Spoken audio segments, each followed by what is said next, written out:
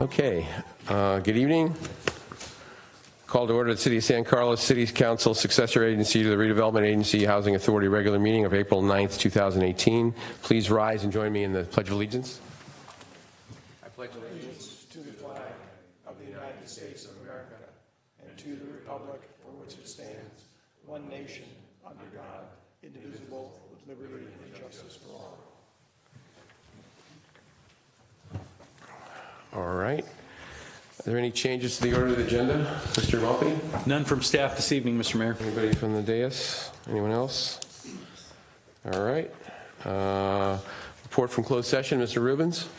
No report. Direction given. Okay, thank you.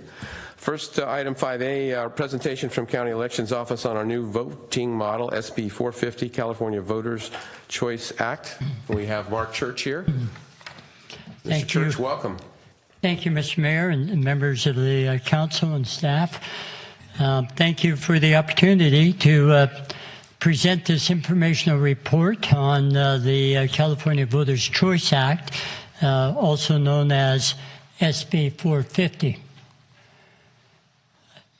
This is landmark legislation which will fundamentally transform how elections are conducted in the state of California now and into the future.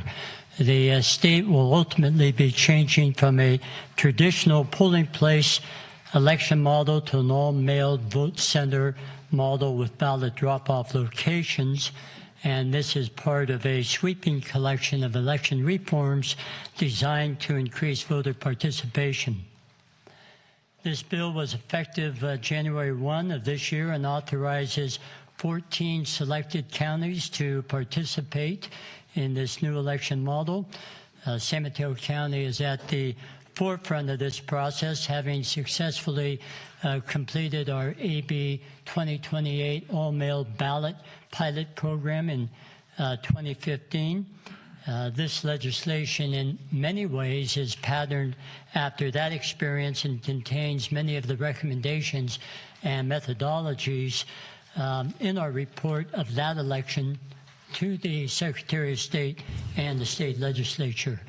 14 counties are authorized to participate. They're listed here, but only 5 counties will actually implement this new model in the upcoming June election, and the remaining counties are authorized to participate in 2020 and beyond. This act applies to any election, including presidential and gubernatorial elections. Previously, our AB 2028 pilot program applied only to local elections. Another important distinction is that the decision to participate is discretionary at the county level, and our Board of Supervisors has adopted a resolution. They did that last year to move forward with this new election model. The Voters' Choice Act provides choices on how to vote. Voters can choose to vote by mail. They can vote in person at any vote center, or they can drop off their voted ballot at a ballot drop-off location. Ballots will be mailed to every registered voter in the county 29 days before the election. Each ballot will have a postage-paid return envelope. Ballots will be provided in Spanish, Chinese, and English as required by the Federal Voting Rights Act. Ballots that are postmarked by Election Day and received no later than 3 days after the election will be accepted.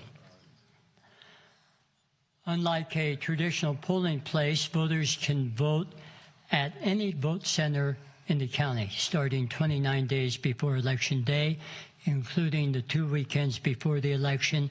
Each city or town will have at least one vote center.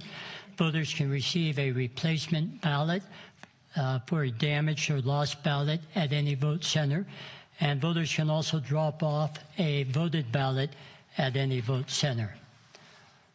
Vote centers also provide access to our voter registration database in real time, which allows for immediate verification of voter status. This allows for conditional voter registration at the vote centers up through Election Day. Each vote center will have multilingual assistance and provide 3 accessible voting machines for persons with disabilities. We will continue to open our North, Central, and South County vote centers 29 days before the election. The Voters' Choice Act requires at least 1 vote center for every 50,000 registered voters 10 days before Election Day. We will actually have 9 vote centers, 1 more than is required, 10 days before Election Day. And 3 days before Election Day, we will have 39 vote centers based on 1 vote center for every 10,000 registered voters. For the June 2018 election, we will be deploying our e-slate voting system, which will include the use of 400 e-slates and 200 laptops using VPN and Wi-Fi connections. Our voting machines are nearing the end of their useful life and are extremely costly to deploy. We are now evaluating a new voting system, and we'll be testing it in small elections in 2019 and deploying it in the 2020 presidential election. The new vote center technology infrastructure will use paper ballots with 1 ballot scanner, 3 to 4 poll books, and 1 ballot on-demand printer for each vote center. And the new voting system and technology will be far less expensive than using our existing legacy system, and will reduce our costs significantly. In addition to vote centers, the statute also requires ballot drop-off locations starting 28 days before the election. There will be 26 ballot drop-off locations throughout the county, 1 for every 15,000 registered voters. And in order to protect the voted ballots, ballot drop boxes will be constructed with military-grade materials with an image capture technology as they are dropped in the box. This is a bird's-eye view of the vote centers and ballot drop-off locations scheduled to be placed throughout the county. In selecting these sites, consideration was given to the criteria set forth in the statute, including proximity to public transportation, population centers, language minority communities, and low-income communities. The law requires a comprehensive election administration plan. Hopefully, you have received a hard copy of the plan. Our draft plan was prepared in consultation with our voting accessibility advisory committee, comprised of voters with disabilities, and our Language Accessibility Advisory Committee, comprised of representatives of language minority communities. The Election Administration Plan also includes a voter education and outreach plan, which was recently approved with some minor modifications by the Secretary of State. Our voter education and outreach plan will include public meetings and a media campaign. We will target voters who don't usually vote by mail with multiple communications. Our media campaign will be similar to the one we did in 2015 under AB 2028 and will include radio, television, digital, print, and social media with multilingual communications. Voters who vote by mail will receive a new digital I Voted sticker, which they can use on their social media postings and on their email accounts. And we are targeting the 2018 gubernatorial, primary, and general elections for implementation of this new law. Conditional voter registration will be available at all vote centers. Voters who miss the 15-day registration deadline will be allowed to conditionally register to vote and be provided a provisional ballot. And provisional ballots will be counted when the voter's eligibility is confirmed. And that concludes my report. I would like to introduce my staff, Mr. Mayor, Jim Arizari, my assistant, and Kenny Lynn, our election specialist, and we'll be happy to answer any questions you may have. Thank you. I think we have a few possibly. Mr. Grocott? No? Okay, I'm sorry. Mr. Olbert? Thank you, Mr. Mayor. Thanks for the presentation. One question I have, and I obviously don't expect any kind of technical details, but I'd like to have a better sense of what the process at least is for assuring the security of the system. I'd like Vladimir Putin to have to work hard for it. And that's sort of funny in one sense, but not funny in many others. So what can you tell me about that? Well, I can tell you that our system is not connected to the internet. We have a closed system, and we have a very safe and reliable system. The Hart Intercivic Eastlake voting machines have never been hacked. So we've had these machines since 2006. We have a number of protocols which we implement to ensure that the ballots are handled safely and securely at all times within our facility. We have, for example, a two-person integrity rule, which requires the presence of two individuals with the ballots at all times, and a number of other procedures in place. But this system is as safe and secure as any system can possibly be. Does the process involve, I believe the term that I learned in the private sector is red teaming it, where in other words there are organizations that are hired deliberately to try and attack the system and see if they can breach it? There are organizations and individuals that conduct malicious acts every day. And the county system is under attack every day. We have two layers. It's a multi-layered defense. We work with the Department of Homeland Security, the Secretary of State at the state level, and our own internal Information Services Department with the county, who provides all the necessary firewalls. And then at elections, we have our own protections and protocols and security measures. These systems, any system is under attack. But given what we have a safe and secure system. But I would be remiss if I didn't say that you have to be constantly vigilant and on guard to continue to ensure the security of the system. And I think we do a pretty good job of that. No system is foolproof, though.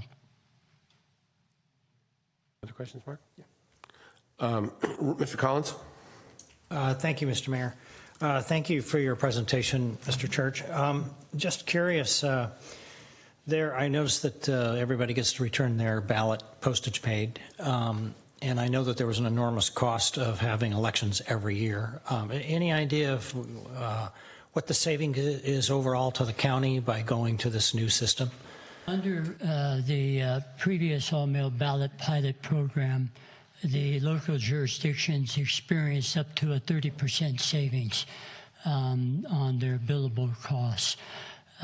We do not expect that to be the case in this election. In fact, we're expecting the cost of this election to be somewhat higher.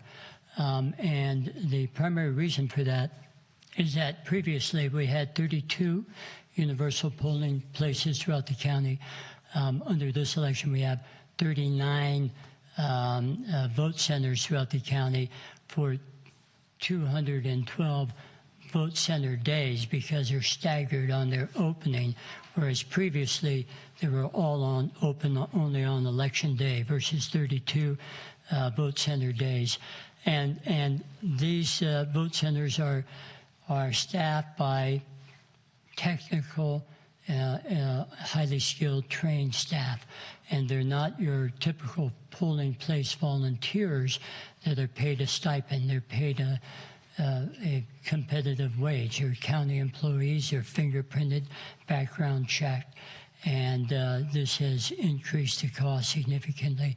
Also, we will be deploying some 400 E-slates in this upcoming election. And again, this is aging technology. The cost of deployment of these systems is expensive. The good news, however, is that with the new technology that we're going to be putting in place, hopefully in 2020, the cost should be reduced significantly. Thank you. So I'm the old school guy. I like to go and pull a handle. Am I still going to be able to do that, or under this new system, I have to fill something out and just hand it to somebody? Under the new system, most likely, and it hasn't been fully developed, it would be a paper ballot that would be scanned. Okay, but I mean, do I go behind the curtain, or I have to have it filled out before and hand it to someone, or? Go behind in a private voting. And I can mark it up? You mark it up and turn Great. it in. Okay, I don't mind. Yeah. Thanks, Mark. Any other Okay, questions thank from the dais? Thank you. I'm sorry. Where have you ever found a place to pull the lever in California? Well, I used to be able to pull the lever. Now I have to hit the button, but I'm used to old, do Mark. that. I used to pull the lever. That was the old Shoup voting machines. I'm old enough to remember that. I so. remember it too. Anyway, Mark, thanks so much. Thank Thank you, you to Mr. your Mayor, staff. members Thank you of for the everybody. council. Thanks for the report. And thank you for the book, by the way. So if we have any other questions, it's kind of right here. Great. Thanks Thank a you lot. very Thank much. you so much. Have a great evening. All right, so I'll move on to public comment. This is for folks wishing to address the council on items not on the posted agenda. I have. Okay. Gina, you under public? No, you're not yet. I didn't call you yet, Gina. I just asked you. You're under public comment. Well, I don't know where Okay, all right. I'll get to you in a second. Elaine Salinger. We'll get there. Elaine, welcome. I don't want to upstage you. No, you can't upstage. Don't worry about it. Welcome. Okay. Hi, my name's Elaine Salinger, and I wanted to talk to you about the importance of dedicated and protected bike lanes. People on the peninsula are very concerned about the impact of growth and increased traffic, and it has been shown that if people feel safe on their bikes, they will use bikes for commuting and for running errands. And to feel safe, they need to be protected from cars. It's not the hills that bother most people, including myself, it's the cars. So I just want to, I don't know how many of you are actually cyclists, but if you are, you know already that Class 2 and Class 3 bike lanes are not safe. It's kind of like saying, come here and get on the street, but they're not safe. They do nothing to protect cyclists from cars. And an example of this is last week, a good friend of mine was cycling to work at 7:30 in the morning in Palo Alto on a Class 2 bike lane. He was stopped at a red light. A truck hit him from behind. He never saw the truck. He was in ICU for a week. Luckily, he has made it back home. It's the third time he's been hit, either on a Class 2 or Class 3 bike lane. He now says he's going to drive to work. He's having PTSD issues, and So I think that installing Class 2 and Class 3 bike lanes will not significantly increase cycling because people know that they're not safe. And they will not improve traffic congestion. Parents, for example, do not want their children riding their bikes to school on a Class 2 or Class 3 bike lane. And as I drove here, that's all I saw. If 50% of people would use bicycles instead of for traveling instead of driving, there would be no traffic jams on the peninsula. If 10 or 20% use bikes, there would be a significant improvement, and very likely there would not be any traffic jams. And research in Seattle has shown that 60 to 70% of people said that they would get on their bikes if they were safe. If you visited Amsterdam or Stockholm, you know this. Everyone's biking. It's not just young guys. It's old women like me. It's everyone. And it's fun. It's great exercise. And realtors actually say that it will improve property values. So I would like to suggest, I have some asks, I would like to suggest that you make it a priority to install dedicated bike lanes on San Carlos Avenue. I'd like to suggest that anytime there is a major construction project, that you make it part of the deal that the developer has to put out, that they install a dedicated protected bike lane from the construction project to major transportation hubs. And if it's a Caltrain station that doesn't stop very often, maybe it's only once an hour, that they put those bike lanes into the hub that has more frequent trains. And I'd also like to suggest that you include Class 1 or Class 4 bike lanes in the renovation plans for Alameda de Las Pulgas, because when I looked over that, I did not see anything like that. And thank you so much, and I really appreciate you listening to me. Thank you for your comments. Gene, I'll call you in a minute, okay? Mr. Mayor? Yes, sir. Is that something that we could, I wouldn't mind if we routed that over to TNC and have staff do some review of that, see if they come back with some suggestions. I don't know if anybody else is interested No, in that. I'm interested to get some information. I'm not familiar with 1 through 3 and 4, just to get to see what we have and what's possible, yeah. Yeah, I think it'd be a good thing for TNC. Yeah, I mean, do I have a third person that would be interested in? Okay, can we do that? Thank you. All right. Okay. So Gene, yours is under the consent calendar, so I'll just pull that item, okay, and then you can speak on it, all right? Yours is under the consent calendar. I know that, but I got to go through I got to do it the way Robert's rules said, and I'm Robert, so what are you going to do here? No problem. We got you covered here. Next item is consent calendar, usually done by one motion. I'm going to pull 7E because Gene would like to speak on that, so I'll hear a motion for the other items. Mr. Mayor, I move approval of items 7A through D and F. A second. Is there any further discussion? Hearing none, roll call, please. Councilmember Collins? Yes. Councilmember Grocott? Yes. Councilmember Johnson? Yes. Councilmember Obert? Yes. And Mayor Grisilli? Yes. Okay, 7E. Gene, you're up. You're welcome. No, don't worry about it. I got you covered here. Don't worry about it. All right, so I'm Jean Daner, and I'm representing TASK, which is a committee of the San Carlos PTAs.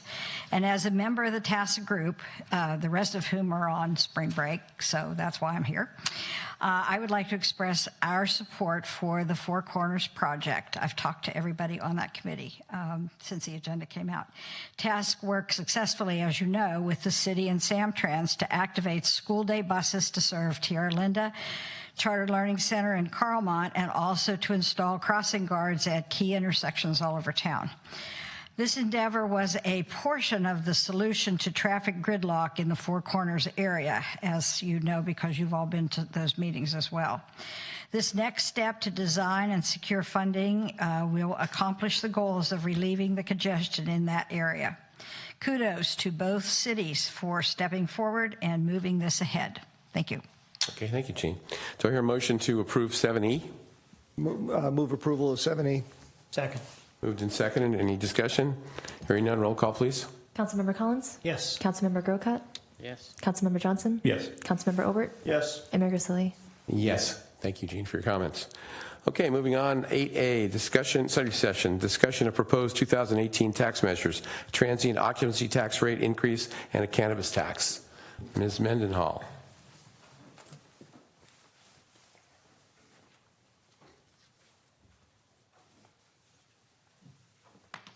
Good evening, Mayor and City Council. Rebecca Mendenhall, Administrative Services Director. Tonight's study session is to discuss the possibility of placing a transient occupancy tax, or TOT, increase and a cannabis revenue measure on the November 6th ballot.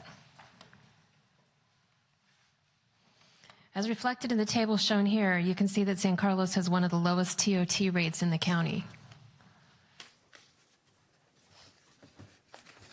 Just a few hotel statistics. We currently have 7 existing hotels with 378 rooms. The Landmark Hotel that the Residence Inn is tentatively scheduled to open next month and will add 204 rooms to that inventory. 2 other hotels, one at 1091 Industrial and the renovation of the one at 26 El Camino, will add 248 more hotels to our inventory. Our current TOT rate of 10% was last increased in 1988 when it went from 6% to 10%. So it's been a while. The community survey completed earlier this year included a question of whether or not San Carlos residents would support an increase of 3% if the increase provided additional funding for general city services such as public safety and parks. Overall, 70% of the residents surveyed supported the increase. Other agencies in the county are also looking to increase their TOT rate, likely between 2 to 4%. So the table shown here summarizes additional revenue generated with an increase of 2%, so going from 10% to 12%, and 4%, going from 10% to 4%, based on an estimated 74% occupancy rate. Once the 2 new hotels have opened in late 2021, this could generate additional revenue of $850,000 with the rate increase to 12%, and $1.6 million with the rate increase to 14%. Rather than increasing to 14% right away, council could consider increasing the rate to 12% now with half percent increases each year to get to the maximum of 14%. So the second proposed tax for your consideration is a cannabis measure. In December 2017, council adopted an ordinance approving commercial cannabis businesses to include cultivation, manufacturing, and testing. Commercial businesses typically don't pay sales tax since their transactions are business to business. So even if a business were to open, the city wouldn't receive much, or if any, sales tax revenues. In 2016, anticipating the passage of Proposition 64, the Adult Use of Marijuana Act, 39 California agencies throughout the state placed local tax measures on their ballots, and 37 of those passed. In 2017, following the passage of Prop 64, 10 more local tax measures were passed. Most of these tax measures were excise taxes of 10% of the gross receipts. Also included in the community survey was a question related to cannabis measures, and the survey found that 72% of residents would support the city establishing a 10% tax on these businesses. So currently there's no businesses operating in the city, so there would be no estimated revenue, but should one open, it's estimated that a 10% excise tax on gross revenues of $2 million would generate an additional $200,000 to the general fund. If at some point in the future down the road and council decides to allow retail sales, the same tax could generate $500,000. So both of the proposed tax measures would be general purpose revenue or not restricted to any specific area or use. Another one of the concerns that came up in the community survey was traffic congestion. An increase in the TOT and or additional revenue from the cannabis tax could provide funding for four additional traffic enforcement and support. The cost to add one additional deputy round the clock is approximately $1.3 million on an annual basis.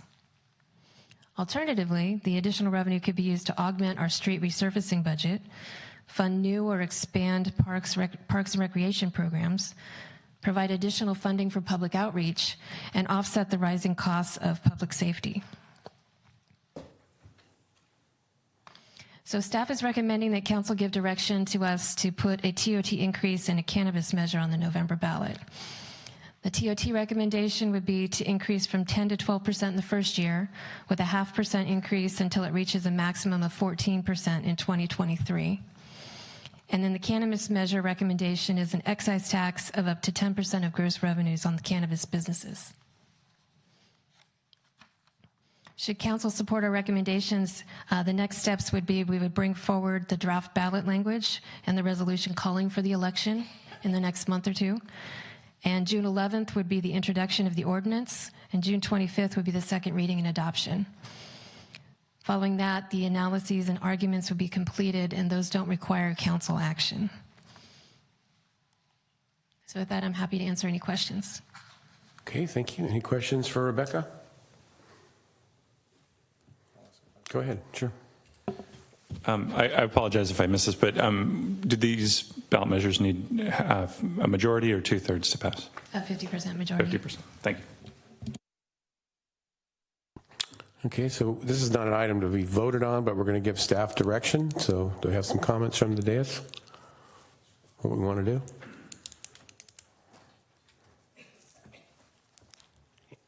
Mr. Collins? I like the recommendations. I think we should just give staff direction to move in that direction. Okay. It won't be a burden for when you change it 0.5% a year. I mean, well, for the hotels, they got to go back and change all their stuff every year, as opposed to, I mean, I'm not saying we should wait 12, 30 years to do it, which we've waited apparently. But anyway, that's all my only thought. Other comments? Yeah, I guess if I may, Mr. Mayor, I'll chime in. On the one hand, I don't particularly have a problem with this matter being put before voters. I think, as you guys know, that I don't mind voters being asked to do this kind of thing. However, in the interests of not surprising anybody, I actually anticipate that I'll probably work to oppose this. And the reason I anticipate that actually is less to do with the specifics of the proposals than it is for the fact that I am uncomfortable with the notion of raising those sums of money without a specific plan in place for how we're going to use it to improve the quality of life in San Carlos. And with all due respect to staff with the items that they mentioned on the list there, I know at least one of those items, the additional traffic deputy. We have a new police chief. He may feel differently, but I've had discussions with our former chief about that for years, and it just, in his professional opinion, didn't make sense. So I don't view those as actual plans. They're more like hopes. So I just want folks to be aware of that. I have no problem putting it before voters, but I expect to oppose it. Any other comments? If not, we'll give staff direction to follow what you've put in the report, if that's okay with everybody. You have at least three of us are on with that. Okay. All right. Thank you for the report, Ms. Mendenhall. All right, the next item on the agenda is item 9A, consideration of adopting a resolution authorizing the city manager to transfer $7 million from the unfunded liability reserve to pay down the California Public Employees Retirement System, CalPERS, unfunded pension liability in the amount of $5 million, and funding the other post-employment benefit trusts, California Employers Retirement Benefit Trust, CERBT, in the amount of $1 million, and Public Agency Retirement Services, PARS, PARS, in the amount of $1 million. Ms. Mendenhall. Yeah, me again. So on March 12th, staff presented a report to council on the city's reserves and unfunded liabilities. And at that meeting, council directed staff to bring back a resolution to make a one-time lump sum payment to PERS in the amount of $5 million and to fund a portion of the other post-employment benefit trusts, or OPEB. The unfunded liability reserve was created with the intent to use one-time money to pay down these pension obligations. So the paydown summary is as follows. The $5 million payment to CalPERS will eliminate $9.3 million in future payments, netting a savings to the city of $4.3 million. Annual payments to CalPERS will be reduced by an average of $515,000 for the next 18 years. If we make the payment before June 30th, we'll receive a credit at 7.25% interest from CalPERS, as opposed to the 1% this reserve is now earning in LAIF. The one-time payments to the California Employees Retirement Benefit Trust, or the CERPT, and the Public Agency Retirement Services Trust, or PARS, of $2 million would increase our funding ratios, and based on the increased earnings potential of using these trusts, the cities would earn $3.5 million more on this $2 million investment over the next 18 years. These one-time payments are also expected to reduce the annual payments for our OPEB by approximately $135,000 per year. So as stated before, the unfunded liability reserve is currently earning about 1% interest. It's more fiscally prudent to move these funds into the trusts where they will be used to pay down liabilities, which are being calculated on discount rates of 4 to 7.5%. It's estimated that these savings to the city would be about $650,000 per year once these payments are made. So with that, I'm happy to answer any questions. Okay, also, Mike Meyer, our financial consultant from NHA, is here in the audience. Okay, thank you. Mr. Olbert. Thank you, Mr. Mayor. Thank you, Rebecca. I have a number of questions, so I probably won't go through them all at once just to give other people a chance to ask. Let's start with a straightforward one. There's a statement in the report about the return on the strategic $7 million investment is estimated to be over 100%. Could you please walk me through how the return on investment is over 100%? Yeah, and I'll have Mike come up as well.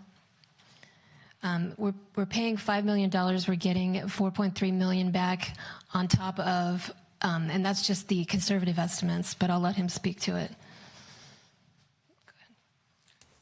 Good evening, Mayor and honorable council members. Mike Meyer from NHA Advisors. The 100% was as most of the savings numbers in the report are estimates, we assumed that the differential between what the city would earn in LAIF, or the current conservative investment vehicle, and the market would be about 5%. So a differential of 5 to 5.5% over 18 years is where we got the 100% return on investment. First of all, that's not the way rates of return are calculated.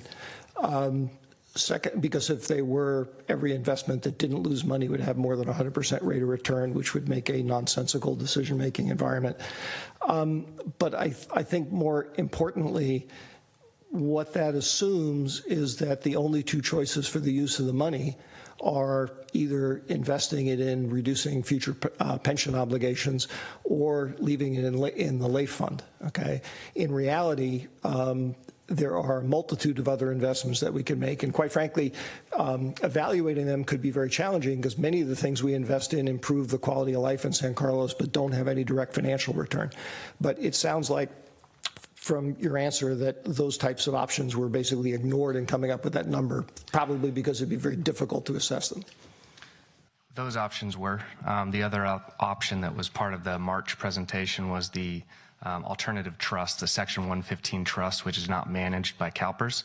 So that would be using the same money that Rebecca has been talking about and setting up a new trust, but based on staff's objectives and the goal to maximize returns, it was determined to move towards the pay down versus the Section 115.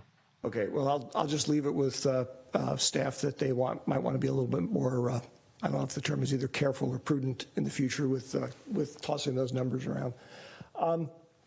How much are property tax revenues expected to grow over this future time period? We've been looking at that right now as part of the budget, about 3 to 4%. What does that work out to in dollar terms, sort of compared to the increase in expected pension costs? I don't have that number in front of me, but I can get that for you. Okay. That would actually be fairly critical because that plus our other potential revenue growth, property taxes are more likely to continue growing because right now, with the assessed value in San Carlos, I think the median assessed value is still around $700,000. The market would have to collapse dramatically from where it is now for the property tax revenues not to continue to increase. So I would expect them to be relatively less volatile. But I mean, if you don't have the information, then we can't use that in the decision tonight. Do you recall roughly since, say, 2010 or so, how many positions the council has added to the staff and what the cost of those is? Since 2010? Well, in 2011, we went to the sheriff's office. 2010. 2013, we contracted with Redwood City for fire. So I would say, as far as the miscellaneous positions, probably 8. Yeah, I was going to say 5 or 6, but. Okay. So, and I would imagine all in, that's probably around, what, $1 million a year in costs, maybe a little bit less. They're probably not all senior positions. They were not all senior positions. Okay. As I said, I have some other questions, but Mr. Mayor, I'll pass the baton and then you can come back to me. Anybody else have any other questions? I do agree, by the way, with the first comment you made, the 100%. I like that. That's creative accounting. I agree with you 100% on that. I may not agree with you on other things, but I do agree with you on that one. I don't necessarily have any questions, though I might have later, but go ahead, Mr. Olbert. You're apparently the lead runner that's here. That's fine. I'm happy to keep asking. I just I understand. want to make sure that in an hour, I'll be stopping you. But. Yes. Hopefully, it won't be an hour. How much in dollar terms have pension costs increased in the last, say, 4 or 5 years? The annual contributions, basically. The annual contributions, well, I think it was about 3 years ago, CalPERS changed the formulas, and so we had to pay a flat dollar amount, and so that percentage or that cost has gone up probably, and this is off the top of my head, but $400,000 to $500,000 a year. So it's each And year. it's for the unfunded portion. Each year it's $400,000 higher, so it's like 4, 8, 1.2, 1.6. Okay. That actually, how does that trajectory compare to what the analysis was projecting through the mid-20s? That almost seems like a continuation of the pattern. I mean, Mike has more of the details here, so. Okay. Yeah. So we did not do a look back, but from the March presentation, we did look forward 30 years. And so I would guess that the increases over the last 3 or 4 years are not close to they're not increasing as quickly as they will be over the next 5 years. I think it was shown in a stacked bar graph that total payments are going from about 4 to 7 million over the next 6 to 7 years. That's roughly the same for every city across the state. That Which works out to be about $500,000 a year, which is roughly what Rebecca said. It's been going up recently. So it may be, it may be the same. It is a similar trajectory. Yeah. Or it may be somewhat worse, but it's roughly similar. Okay. The reason I asked that, by the way, is because obviously our reserves have been growing substantially over the last few years. So obviously we've been able to make the increased payments. And so part of my question here is, why do we need to do something different if things seem to be working okay? If we don't do this pre-funding, what are the risks that the city faces? Well, our costs will go up, as Mike has stated, and it was shown in the graphs. There are certain costs we can control on the pension side, which is our CalPERS contribution, but we also have costs going up on the public safety side that we don't have any control over. So the risk to the city is of increased costs. And what are the consequences of that ultimately are, I guess, one of two things. It's either or one of three things. We either have to cut back programs, we have to raise taxes, or we have to lay off staff, right? Which is sort of related to cutting back programs because those kind of go together. Does that pretty much capture it? I mean, I don't know of a fourth way to address it. Right, the rising costs you have to address somehow, so that would be. Okay. So, I mean, it seems to me that actually, in part, a big part of what we're doing here, the pre-funding, is since two of those legs, since frankly, I don't think the appetite of the community to pay higher taxes to support pension costs would be there.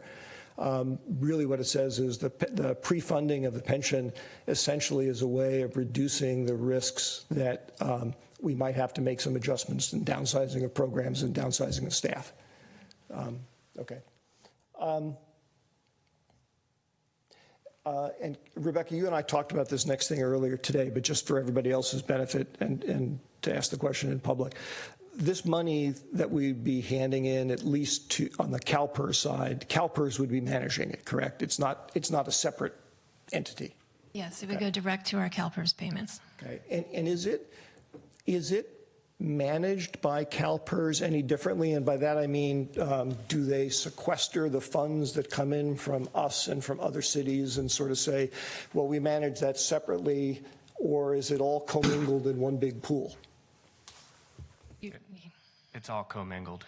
The only difference is between the OPEB, the CEBRT side, and then the pension side. But all the cities on the pension side are under the same investment policy. Okay.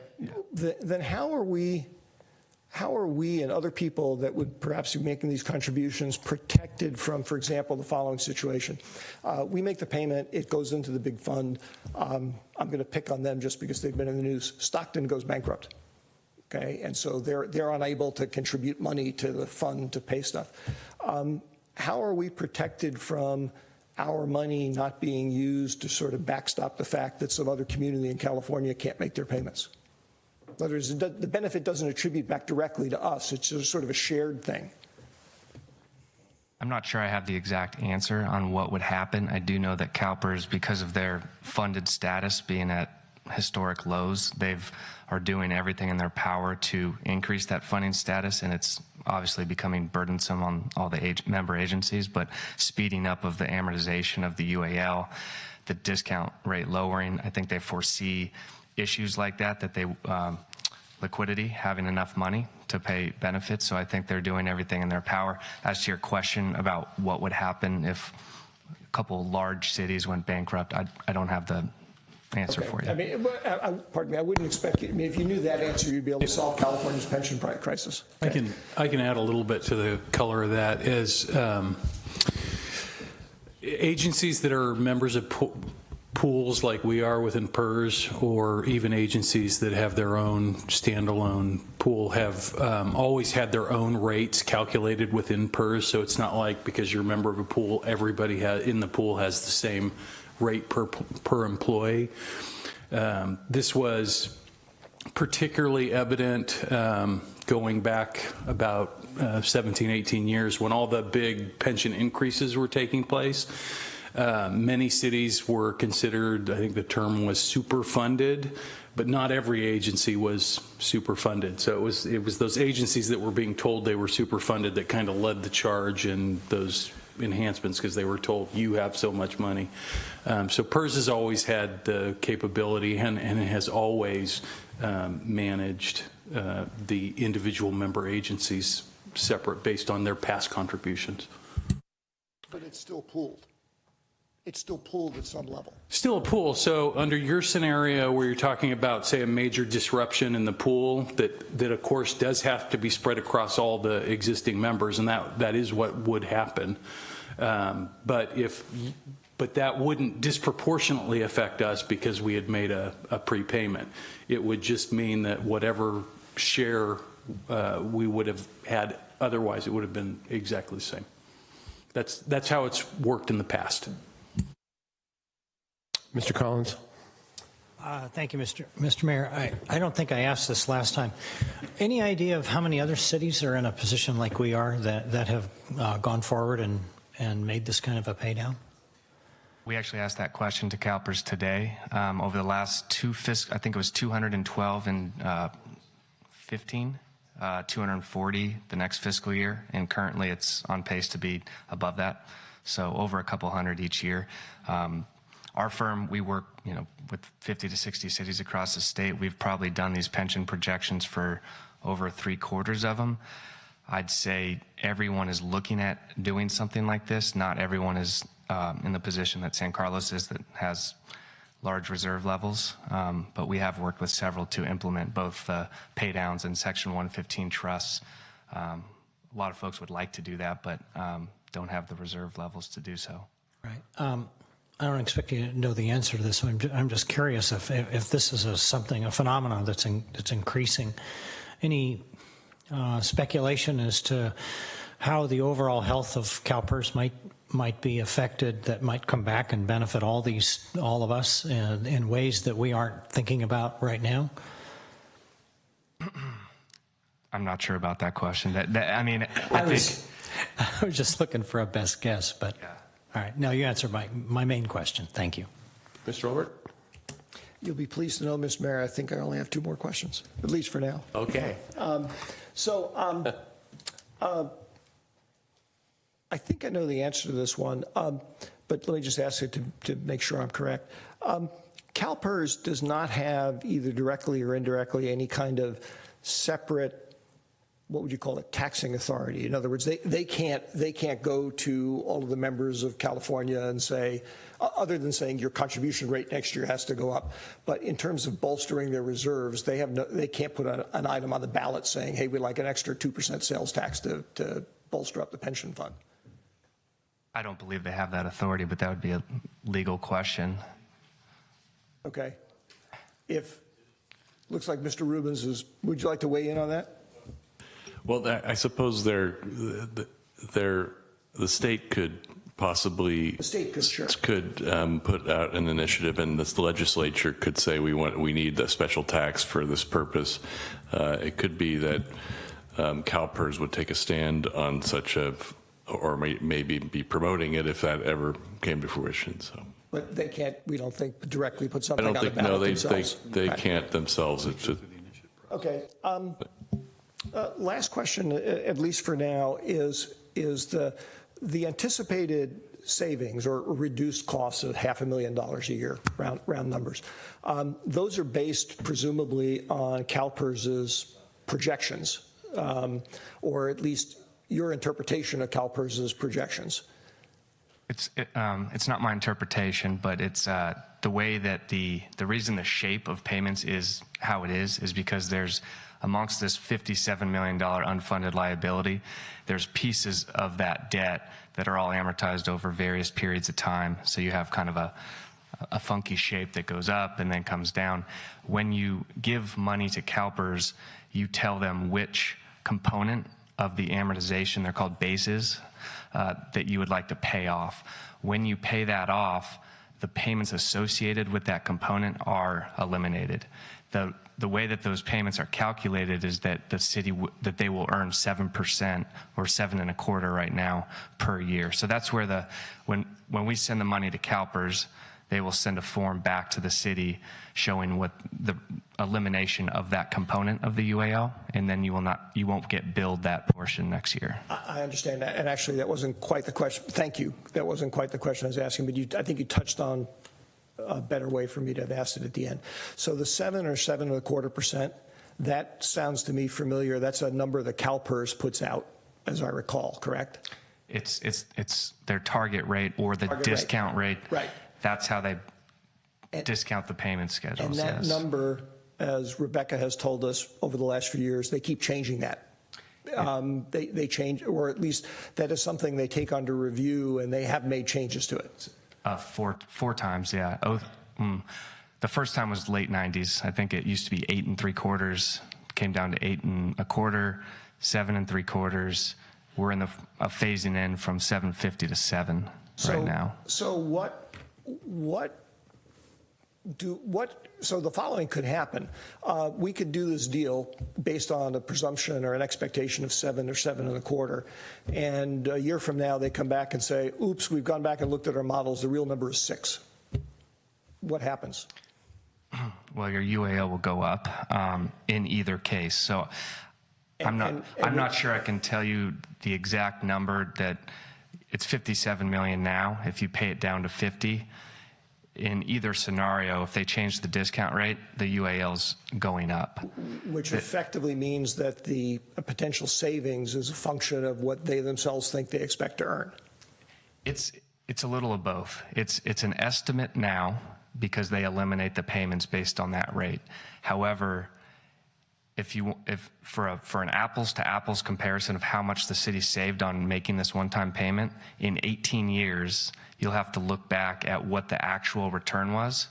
If they earn more than the 1% we're comparing it to, you're better off, right? But it's a pretty complex calculation because of the way every year CalPERS will increase or decrease that UAL. They'll layer on a new amortization base, and over time that becomes a very complex shape. And to calculate the savings from this pay down, you have to do it. I appreciate you're sharing the complexity, but I think you've confirmed the basic question I had, which is the numbers and whatnot are a function, in part at least, and maybe even significantly, of the expectations that CalPERS itself has about how well it's going to do. That's correct. Could I hold you up for a second? Mr. Grocott? Thanks. So I just have a 2 or 3 part question. We read all the time about how, in the paper and places, social media and so forth, how these accounts are upside down by huge numbers, the unfunded liabilities and so forth. So 3-part question. What was the last year where it wasn't out of whack so much, where it was, you mentioned, you used the term apples to apples, okay, so where we were paying in apples and taking apples out equally, to stay with your analogy, somewhat. So what year was that? Does anybody see us getting back to that? If so, when? And if so, how? Because it appears to me what we're doing, while I'm going to be in support of this, it seems to me we're just nibbling at, this big, huge elephant. We're like a flea on a big, huge elephant. This isn't really doing that much. I'm in favor of doing it because it seems like the right thing to do. Rebecca says we're saving, the city money, which is, so for us, that's a good thing. But just big picture wise, can you answer those questions? Give me an idea of what we're doing here. I don't have the answer to the first part, what year, and when you stated it, you were paying in a certain amount and receiving a certain amount. I do know that 2003. The CalPERS, I think there's a lot of press about poor returns, changes in assumptions, costs going up. I know this is, it's a crisis facing all cities. Time out. Just because we're being recorded, I don't think anybody heard that answer. So what you're saying, Rebecca, is in 2003, the money going into CalPERS and the money coming out of CalPERS was fairly even. Yes. Okay. And Jeff can. Basically, the moment in time that it switched was when the large retirement enhancements were put in place, which I believe was about 2003 here. So it was different for different agencies. Some agencies had gone, I want to say some of the earlier agencies were maybe around 98. We went a number of years later. But that was the moment in time where our obligations shifted significantly. 50 figure, is that what we're talking about? Yeah, we're talking about 2.7 at 55, 3% at 50 for public safety. Because remember what happened when those retirement, this is long before my time, but what happened when those retirement enhancements were put in place is they were retroactive. Yeah. So if an employee had worked for the city for 20 years and was planning on retiring the next day, and the retirement enhancement went into effect, they got it for all 20 years. And so that was 20 years of the city not making a contribution for it and the employee not making a contribution for it. And so really it became a generational problem, right? Going forward, you have if you think of it in terms of somebody's career, is going to take essentially 30 to 40 years into the future to pay off everything that went out the door in the past, plus the fact that PERS turns out didn't have as much money as they thought they had to pay for it anyway. So it's really, this is going to be with us for until probably 2050, 2060, before you really are in a position where you might hope to see the ship actually start to go the other direction. It's that big a problem. Do you want to add to that? So, because the city manager just answered, I think, one of my other questions. That's a historical question, then I think the moving forward question, obviously it's really based on how well CalPERS does in the market. The shape that we showed you last time, the 30-year projected payment schedule, makes the assumption that they will meet their 7% target. So if you look at that, the biggest peak in payments is through 36 before it drops off big time. And that's all related to this UAL that's being amortized, which needs to get fully amortized before you're only paying normal cost, which I think was your question. Yeah, because we're trying to do something here with this action tonight, but what I'm looking for is, does CalPERS, does anybody have a solution for really fixing this problem so we don't have to wait till 2060 without hurting, the taxpayers too badly? Because it's not fair to the taxpayers. They didn't ask for this. Well, maybe they did because who they voted for governor, I think it was, I forget the guy's name. He was before Schwarzenegger, and he got thrown out of office partly over this issue. But, there it is. And I certainly don't want to be raising people's taxes to pay for employees' retirement costs. Mm-hmm. Well, and I think the important thing to note that those cost increases are coming online. It's going to be billed to the city. So I think the strategy to invest the money and use some of those investment earnings to meet those obligations, I mean, you have to pay for them no matter what. Yeah, sure. So based on, the health of the reserves, we agreed with staff that it was probably a prudent decision to do that. Mm-hmm. I think in terms of we look back the last 20 years at CalPERS returns, because there is obviously a lot of negative press at a couple bad years, 15 14-15 was 2.4%. 15-16 was 0.6%. Just those 2 bad years increased the UAL by over 20%. But if you look at the long haul, they are close to the 7%, whether you look at the 10-year horizon, the 20-year, or the 5-year. So, who knows how they're going to do, but assuming that they meet, are close to these targets, that UAL is getting paid off over the next 20 years for most cities. Thank you. Last question, Mr. Olbert. Actually, Mr. Mayor, the only comment I was going to make was not a question, which was just as a response to Mike's answer to my last question. I once again want to remind folks that doing this analysis based on a benchmark of what we could earn with the money in the investment pool is precisely the wrong way to look at it, because it ignores any kind of non-financial return that we do, and most of what we do actually is generating non-financial returns. So I just was taking exception with your comment that's why it made sense to do. Mr. Mayor, I move to adopt resolution. Excuse me. I want to see if anyone from the public wants to speak on this item. Anyone?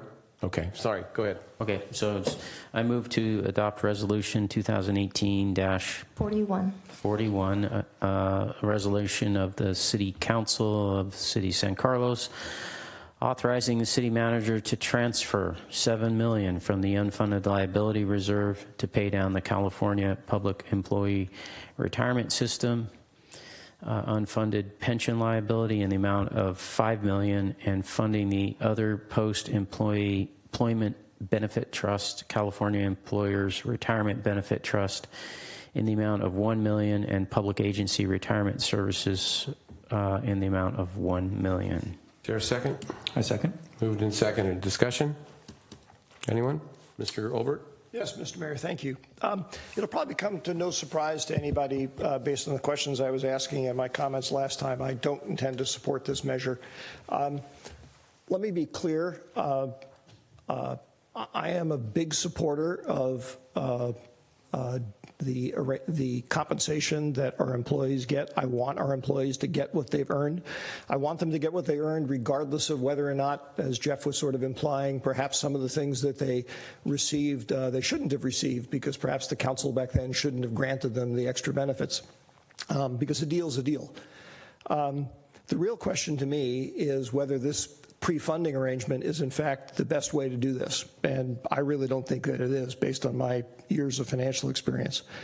For one thing, as I alluded to a couple of times in talking to Mike here, the financial analysis by design ignore any kind of non-financial return from what we might otherwise do with the money. So it's, in a sense, a false analysis or an incomplete analysis. And I'm not blaming anybody for that. It would be very difficult to try and figure out what's the value of having a better city park. Okay? But clearly there is a value.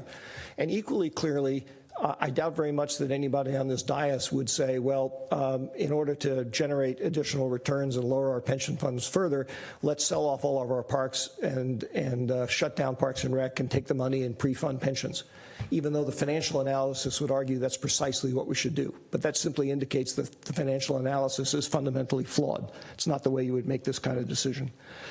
One of the things that one minor thing that, before I get to the big issue here for me, one thing I think we do need to be aware of is what this will essentially do is, among other things, is it will bolster the pension fund. A good thing. But what that also means, as you heard from the questions I asked, most of the risk of having to deal with, in practice, a pension shortfall sometime in the future, that would be dealt with through staff cutbacks and other kinds of adjustments of cost, because that's typically what cities do. It's very difficult to try and get the local population to pay higher taxes for something like this. So effectively what we're doing, in one sense, is that we are taking public money and we are sort of putting the interests of employees ahead of the interests of the community. Now, I know that's not the intention. I worry a little bit that that's how it's going to be perceived in at least some quarters, and I've already heard some comments to that effect. But the bigger issue for me, which hit me when I was reviewing this item preparatory for tonight, is this whole situation reminds me very much of you remember Bernie Madoff with the Ponzi scheme he had? Imagine Bernie Madoff, as the deal was beginning to unravel, he goes out to his investors and says, hey, you know that those great returns I promised you, they're not quite coming in, but they're going to be there. I've just run into some little hiccups. I just need some more money. What we are effectively doing is we are talking about giving a whole bunch of money, millions of dollars, to an agency which, based on the questions I've heard my colleagues ask over the years, CalPERS, none of us trust and none of us believe. Now, why we would choose to do that is very interesting to me. And it's one of the big reasons why I don't intend to support this tonight. If there was a way to take this money and earmark it so that we could invest it in something that would earn comparable rates of return that was not within the control of CalPERS and where they couldn't come back to us and say, well, turns out the rest of the fund over here didn't do so well, so we need to take some of your return and compensate for that, I'd be all in favor of that, because that bolsters things in a way that makes sense to me. This does not, so I will be voting no on it. Okay, Mr. Johnson, excuse me. Thank you, Mr. Mayor. I pretty strongly disagree with those comments. I think, the fact that we're in the position today to make this prepayment lower the annual cost to the city, I think is testament to a strong economy, but it's also testament to the fact that the city has been very well run from a very fiscally disciplined way. I think about this in a pretty simplistic way, maybe overly simplistic, but if you have a mortgage, you have a debt you're legally obligated to pay, and you have some extra cash, you can prepay that mortgage so you don't have to, so you lower your monthly payment, your yearly payment, and that means every month and every year you have a little bit more money that you can spend on things that you want. Or you could decide to spend that money now and, not prepay. I mean, I think my question, I have heard, and maybe I have a question for my colleague, and maybe we can have a small dialogue here if the mayor will indulge us. Probably not. That's good. Is that, I think the largest argument for not spending $7 million to reduce our pension obligation is that we'd want to spend the money on something else. And I think that is a totally reasonable perspective to have. But I think my question is, what is the other thing that, you think or we think we ought to spend the money on? We have had a great record over the last couple of years of lots of capital improvement projects that have been sitting on the backlog for a long time. There's lots of things that are being constructed right now that are improving the quality of life. And we're in a position to be able to do both things, which is improve our capital facilities, improve the quality of life, and lower the debt obligations to the city. So I mean, I think this is a wonderful thing, and if my colleague wants to, I would be very curious to hear what is the thing that we should spend the $7 million on other than this. Well, it's a good idea. Let me have a couple of comments before maybe we go there. I agree with some of the things that Mr. Olbert said, certainly. With the basis of 1%, I mean, that's what I look at. If we, and having been on all these boards over these years, CCAG especially, we're just not allowed to invest and make a lot more money than 1 or 2%. It's very frustrating, but it's the public's money, and the preservation of the funds, excuse me, has been paramount. So if you start with, again, you have to, all premises or all decisions are based on premise. If you start with that premise, and I'm looking, I think you said it's really 650 when you add all together, 650,000, you get like 9%. Sign me up. I mean, even if it was 3%, it's 3 times what we can get now. So that's really important. I understand Mr. Olbert's point of it doesn't involve the non-financial part. I get that. But at this point in time, just as Mr. Johnson said, if you have a mortgage, you have to pay it. So you can either pay it now or pay it later, but you're going to pay it. So in my mind, it's fairly straightforward. I wish we had more faith in CalPERS, but that's the game we're in. We can't get out of it. If we could, we all would, I'm sure, and do our own, but that's not the way we're going. So I'm going to be supporting this one. Did you want to answer for one short time, Mr.? Sure. Yeah, okay. no, I'll give you a chance. Yeah, thank you. Let me just think for a second, because I want to be as brief as I can. And Cameron, I'm happy to get together with you afterwards and talk more in detail about this. Two things. One is the mortgage analogy is a good one, but what you also have to remember is the vast majority of people don't prepay their mortgage. And yet they don't wake up screaming every morning, even though they have, and I've calculated this number, the unfunded mortgage liability of San Carlos is approximately $2 billion. I do not see people waking up screaming every morning with their share of the $2 billion. What they do instead is they go to work and they earn a living and they pay their mortgage. And that's what we need to do, and that's what I'd rather see us do with the money, is to continue to make San Carlos a better place so that just like in the last 5 years, as their pension costs have gone up at roughly the same rate, and we've been able to meet them all and still generate $38 million in reserves, that we would continue to do that. Okay. One last thing.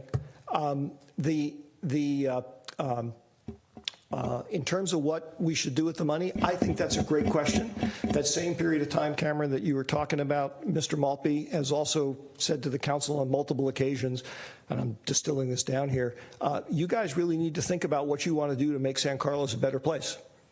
It's not actually that the opportunities aren't there, it's that we have not, and I take my share of the fault here, we have not figured out what to do. But that doesn't mean the opportunities aren't there. It means we haven't done our full job. Mr. Grocott, let's just keep going here. We should maybe make it till 9. Go ahead, Mr. Grocott. I just felt the need to to me, correct the analogy to a mortgage. It's not a mortgage. A mortgage, at least for most people, while you're paying off your mortgage, the value of your property is going up. So someday you sell the house. Yeah, at least here. I mean, where I'm from in Ohio, maybe not as much, but you know, it tends to be that you sell your house, that helps you, then you pay off your mortgage with the, you know, the profit, and you still walk away with some cash and, you know, move to North Dakota where you can buy a house for cash. Okay. But no, to me, just one last comment about it. It's more like waking up one day and realizing, man, I've been putting things on the credit card, not paying the full balance every month, and now I got this credit card bill that's, you know, $10,000. I better make a plan to pay it off. And that's what we're doing here, is we're making a plan to pay some of this off. You guys are killing me. Mr. Collins? My only comment is I'm ready to vote. Okay, thank you. All right, I'll call the question here. There's a motion and a second. Crystal, would you please call the roll? Councilmember Collins? Yes. Councilmember Grocott? Yes. Councilmember Johnson? Yes. Councilmember Obert? No. And Mayor Grisilli? Yes, all right. Thank you, gentlemen. All right, move on. Item 9B, consideration of establishing, excuse me, and appointing a council ad hoc subcommittee to work with staff on this year's Planning Commission recruitment. Okay, that would be me. Oh, Crystal, okay. Good evening, Mayor and City Council. Crystal Moy, your city clerk. Let's have a very quick presentation on this, so if you're all right, I'm going to be presenting from where I'm sitting tonight. Staff is requesting that Council establish an ad hoc subcommittee to assist us with reviewing and ranking the Planning Commission applications this year. We have 3 seats on the Planning Commission that will be expiring at the end of June. I've opened up the recruitment for this commission at the end of February, and in addition to our normal practices of notifying the community of the upcoming vacancies, we included a postcard to all residents. That postcard apparently worked very well because as of today we have received 39 applications. The filing deadline is in a few weeks, so I anticipate we'll be receiving more. Our recruitment process for appointing commissioners has traditionally been for council to interview the applicants individually. So staff is asking that we have the assistance of a council subcommittee to help with the ranking and inviting only the top ranked applicants to interview. Comments, Mr. Olbert? Yeah, just a quick question, Crystal, or staff in general. Would the process be, I like the general idea, the thing I wanted to raise as an issue is, could the process be designed so that, let's say the subcommittee comes back and leaves some particular name off? If some portion of the council is like, gee, we really wanted to talk to that person, and sort of disagrees with the subcommittee on that, can that name be added, or do you see what I'm getting at? Mm-hmm. I think I understand exactly what you're saying. I think we could work with the subcommittee to design a process that has a safety valve in it like that. Yeah, because I just want to make sure that the council doesn't feel like it's, two people are filtering out folks that they think should be there. Right, and I would like to just add one point to Crystal's report, and that is, and this isn't something that we typically do, but in this situation, I would respectfully request the council consider Councilmember Collins and Councilmember Olbert for members of the subcommittee, as we're going to have some pretty significant changes in the council coming up later this year, and those two council members will be continuing on. So having a little more working knowledge, I think, for them with these planning commissioners would be good. On the other hand, if we give it to two people who won't be here next year, they could really stick it to the two people who are here. Mr. Grocott, any question? Okay. All right, gentlemen, what do you want to do with you? The names were floated, and I tend to agree with the city manager on that. Mr. Collins and Mr. Olbert, would you accept it? Yes, sir. Would you be happy to serve? Sure. Okay, so I need a motion. Excuse me, is there anybody from the public wishing to speak on this item? Okay, go ahead, sorry. I move to establish and appoint council members Olbert and Collins to the Planning Commission Recruitment Ad Hoc Subcommittee. Is there a second? Second. All right, moved and seconded. Any further discussion? Hearing none, roll call, please. Councilmember Collins? Yes. Councilmember Grocott? Yes. Councilmember Johnson? Yes. Councilmember Obert? Yes. And Mayor Grisilli? Yes. All right. Next item is item 10A, council members' reports on subcommittees, regional boards, commissions, and committees.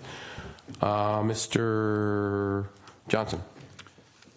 Just wanted to let my colleagues know we had our Transportation Authority meeting last week. Did we get any more money? We did. Good. So, well, it's money that we already have. That the annual shuttle program, staff released their draft recommendations and include money for the San Carlos Community Shuttle as well as for bus line 61, which was funded through the TA. So that was good news. I also, there was an interesting conversation about the gentleman who is in charge with the construction project for the electrification of Caltrain came and spoke, gave us a progress update on the electrification of Caltrain. I asked him about how they were doing the electrification with the idea of passing tracks and the idea of a viaduct being